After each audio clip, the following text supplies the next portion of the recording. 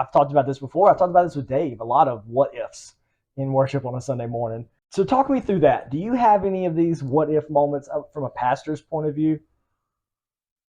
Oh yeah. They're always the what ifs. I tend to be much more scattered prior to the worship service, even just before practice, because the way my scattered brain works, I don't remember the part that I played. Gotcha. A lot of Practice times. I mean, before. some Yeah. songs I do, but some I don't. When I was in high school, I participated in our state speakers tournament, Gotcha. similar to a Bible drill. And the one thing that I learned there that was very good, maybe not the best preaching skills, although it gave me some practice. I needed a lot. But the one thing that I learned, no matter how tense, I started off taking just a deep breath just before I started speaking. And it helped me focus, and it calmed me down a bit and realize, you know what, I can really royally mess something up here. But realistically, no matter what happens, we spend our time and energy preparing the best way we can, and we move forward. And for me, on a Sunday morning, usually the 5, maybe if I'm lucky, 10 minutes before the worship service, just playing the piano, it allows me to kind of set aside a lot of the distractions.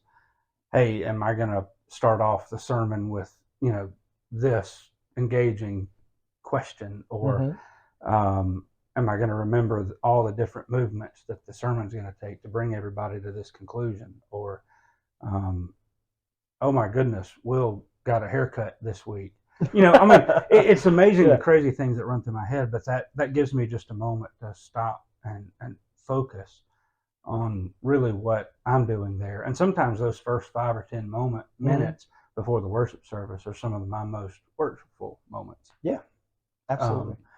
But it's not always easy to do that, because